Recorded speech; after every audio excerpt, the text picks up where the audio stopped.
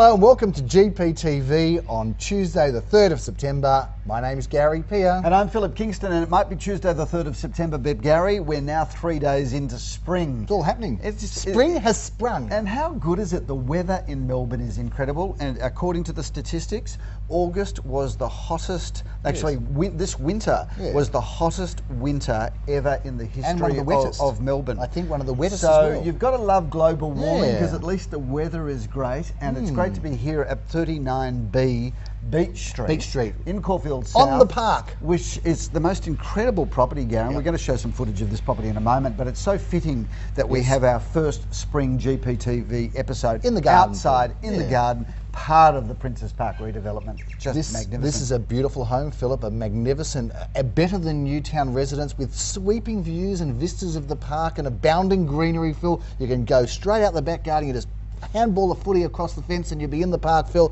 It's a lovely home, If the viewers want to see a really great example of this style of living, then they should come down to 39B Beach Street, because it really is one of the best examples of the new approach to multi-density living. This is one of two, but it's got its own street frontage, and it really, you walk in the door and you think you're in a house. They need to move quickly, Phil, because the auction is this Sunday at 11:30, amongst other auctions. But firstly, let's wrap the weekend that was. It was a busy one. It was a big one, Phil, a big spring weekend. Well, Gary, what a great way for us to start the spring selling campaign, because we as an agency had one of the biggest auction volume offerings to the market. We had 14 auctions, and I'm proud to say we sold 12 out of 14, which gave us an 86% clearance rate against an industry average of 74%. Yes, put those graphs up. 74, well done to the industry. 86 over here, we'll take that any time. In fact, talking about spring, Phil, our first auction on Saturday was in Spring Road, but it didn't sell. No, surprisingly. That was on Saturday, Gary. Great family home. It wasn't spring yet. It was we had an inspection there. Glenn Bricker took a buyer there from a fantastic auction that we had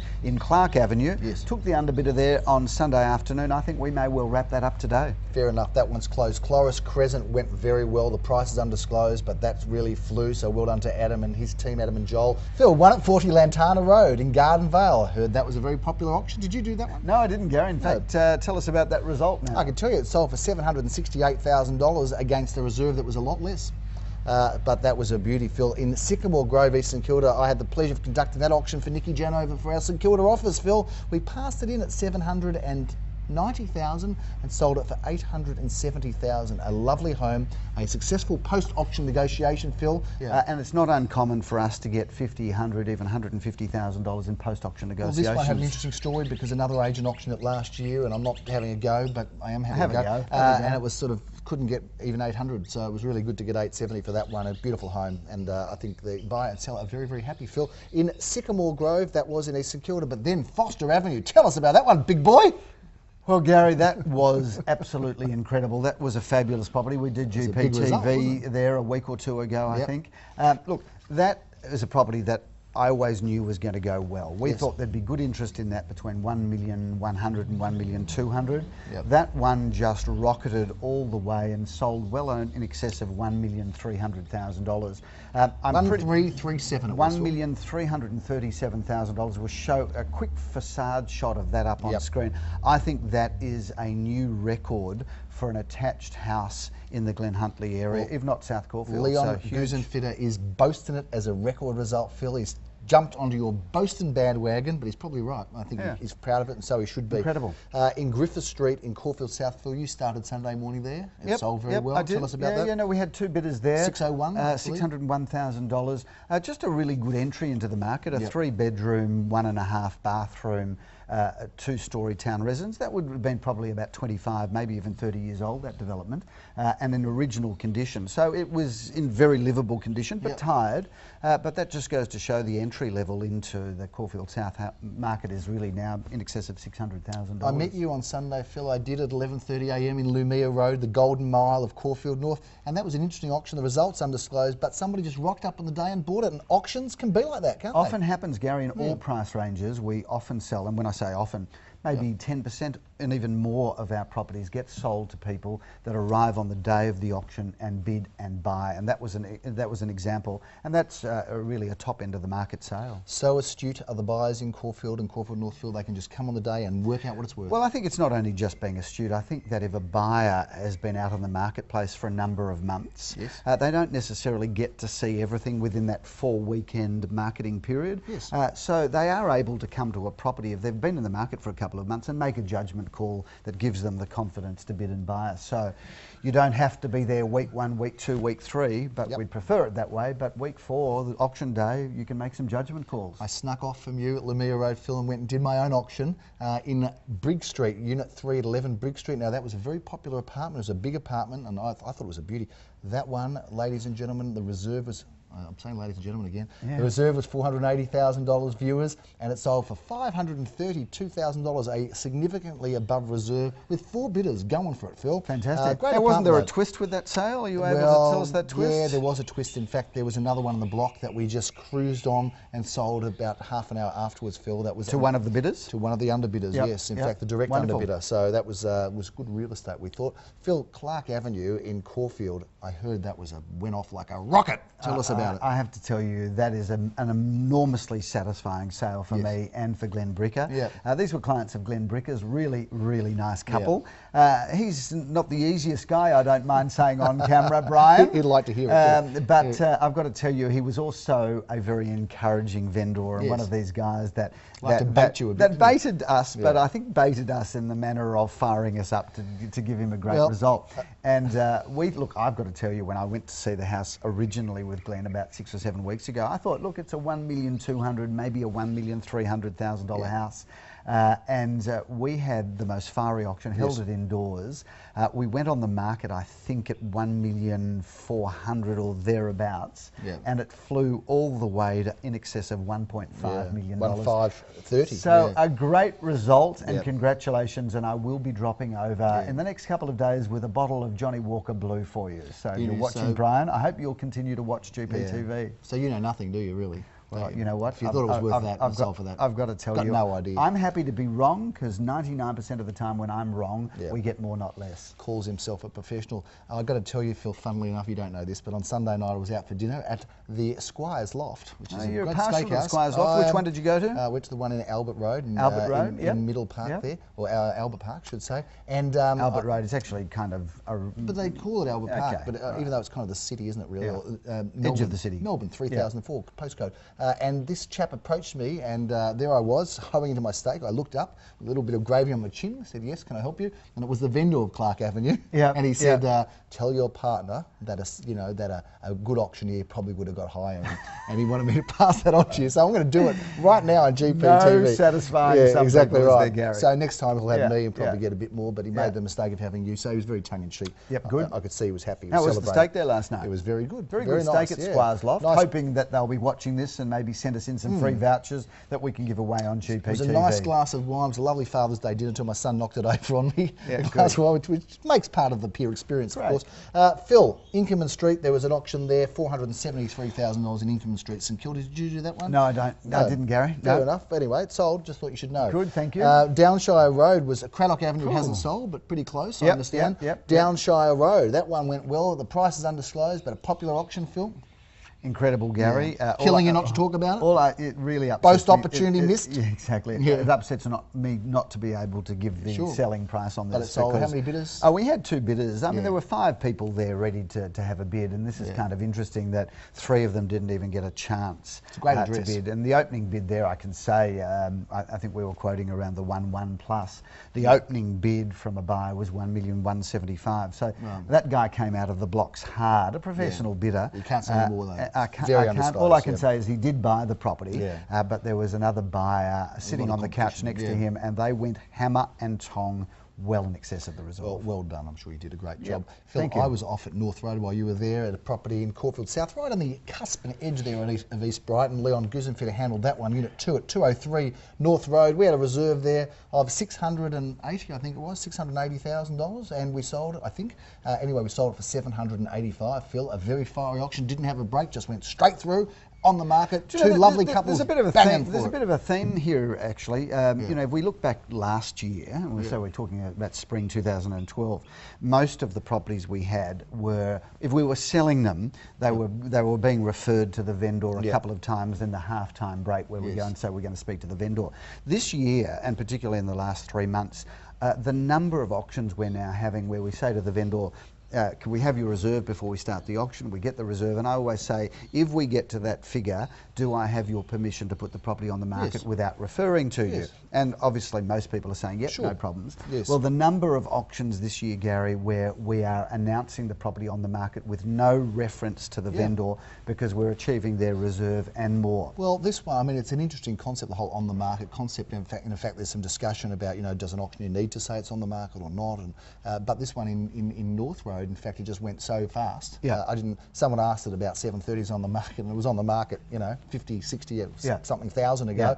I said, yeah, no, it is, you know, it is, but I didn't even get a chance to say boo. So, and I think buyers need to really be aware of this, because if a buyer is perhaps a more cynical buyer or a more conservative buyer, they'll hold back and won't bid until the property's announced on the market. Well, I've got to tell you that you've got to get involved right from the start, because there may not be a half-time break. Make yourself known. And if you're not paying attention, you might miss that opportunity of knowing the property's on the market. Yes, pay attention, unlike at school, what we didn't do, which is why we became real estate agents. 3 Danielle Crescent, was it number 3? It is, Phil. That was our last auction of the day. It was a beautiful sunny afternoon on Sunday, and that was a delightful couple.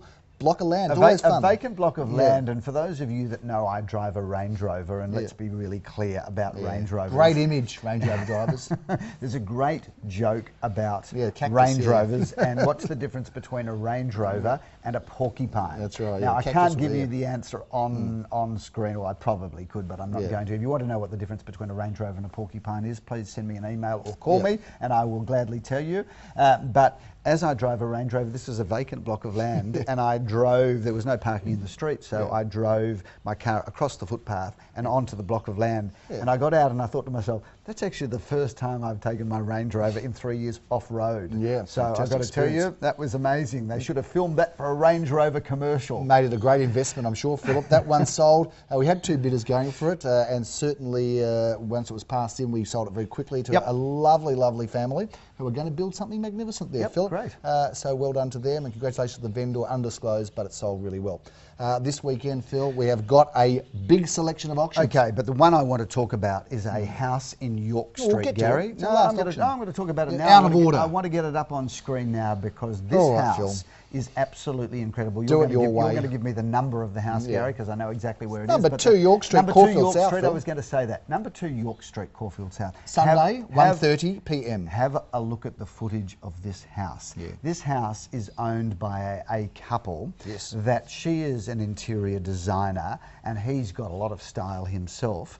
They have given this house the most incredible makeover. We sold this house to them a number of years ago, but there is nothing the same in this house. They've basically pulled it apart. They kept the integrity of the outside, but they've pulled it apart and redone it. And this house, I've got to tell you, you've got to come and have a look at this home, because it is the most luxurious, sensational renovation I think I've seen in years. It's been reinvented, re-engineered, and recreated. It's incredible. It's got everything from the most gorgeous swimming pool, al fresco entertaining area, kitchen, Sonos throughout, and it's got a wine cellar that it's almost an apartment-sized wine cellar. I love this house. It's great. Come and have a look at it. Well, you can come to the auction. It's 1:30 on Sunday. There'll be a chance to see it on Saturday at the final open for inspection, but it is a beautiful home in a great position in York Street. Phil, we've got 14 auctions this weekend over 7 different suburbs. We've even got one in Wednesday week. A little investment in North Road, actually. North Road Clayton. North Road Clayton, 4 units in that sort of low 1 to 1, maybe 1-2 mark. Yep, so good one for the good opportunity. Good one for the investment Small portfolio investor. or your self-managed super fund. We've got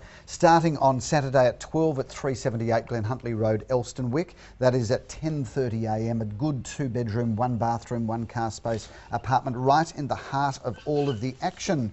We then move on to another apartment apartment 8 at 27 Venus Street, Venus, she's Caulfield got it. South. Another 2-bedroom, 1 bathroom, 1 car space that goes to auction also at 10:30 on Saturday morning. Moving on to apartment 12 at 40 Alexandra Street, another 2-bed, 1 bath, 1 car space, and that's at 11:30 on Affordable Saturday. buying. We then move on to a single-fronted house in Very Arthur pretty home. Street. Have a look at the facade. Gorgeous home. This one, 2 bedrooms, 1 bath, 1 car space, walking distance to the best facilities. That is Saturday at 11:30 a.m. Yep. A block of land for the home buyers or the would-be developers in Edith Street, just off Inkerman Street, off Inkerman, and that is on Saturday at 12:30. We then move on to apartment 13 at 219 Alma Road, St Kilda East. 2 bedrooms, 1 bathroom, 1 car space. Bit of a theme here, Gary. A lot of 2 bedrooms this weekend. A smorgasbord of fine apartments to select from on Saturday. Saturday, and that is at 12:30. We then move down to Hampton, part of the Bayside Groove, Gary, on Saturday at 1:30. A 2 bedroom, 2 bathroom, 1 garage home, and that is at 2 at 32 Bateman Street in Hampton. So tell us about Sunday, It's Gary. going to be a big action-packed Sunday. Carlton play Richmond at the MCG Phillip at 3:20 p.m. I'm going to be there. You are going to be Our there, auctions Gary. are done by then, but we have on Sunday morning a terrific apartment back in Alexander Street there. We're there both days, Phil. We can camp out overnight. Terrific. We're selling a terrific apartment there. Again, another 2-bedroom apartment, very affordable. There's a good selection at the moment. And then we move on to Beach Street, where we are right here, Phil.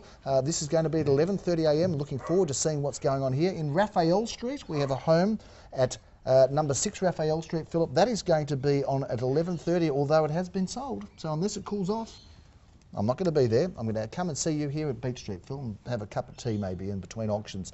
Wilgar Street in East St Kilda, Philip. Love that block, Gary. Beautiful apartment there. I'm sure Jeremy Roses must be doing that auction together with Daniel Mickmaker. We're looking forward to seeing you there, ladies and gentlemen, because that is a terrific apartment. Garden Avenue, Glen Huntly. I've got the honours there doing the auction. It's a great position, a villa unit, one of those single level. Yep. They are great. Always villas. in big demand. They are You great should do properties. well there, Gary. I'm looking forward to it. Wilgar Street. We are back there to 12:30, Phil. We can't get out of that street, nor do we want to. We are selling a terrific apartment there, a very affordable price range again. And I've got to tell the viewers that if you're in the market for an investment, then get to Wilgar Street, because that is a top investment street. And then it all finishes up, Phil, a big crescendo, a big build-up to 2 York Street in Caulfield South, And Sunday I at 2 urge p.m. anybody watching that's got an interest in design, architecture, what's going on in the market, come to the auction in York Street, have a look at this house. Even if it's just really, and I don't mind saying, to pinch some ideas for your own renovation or refurbishment or decorating, because the owner is a designer and she has done the most incredible job. Some R&D, some research and development, or rip off and duplicate, as we say. It has been a very exciting start to spring. There's lots of sales, there's lots of buyers out there, there's a real depth of bidding in the market, Phil, and the offerings are starting to come through. I think it's important also to tell the viewers that if you're contemplating a sale in the year 2013, I was looking at a calendar before, just trying to find a date for a client. We're already looking at late October now, early November. Well, I've just listed one for November. So the reality is this year is almost done. Running out. Done and dusted. Get your roller skates on. Get start moving. Planning the end of year holiday, Gary. Well, you've got a big one, haven't you? I have, but we won't talk about that this week. Fair enough. We'll save it for another time. I'm sure everybody's just dying to know how you're going to be enjoying the end of the year, whatever snowfields you're going to.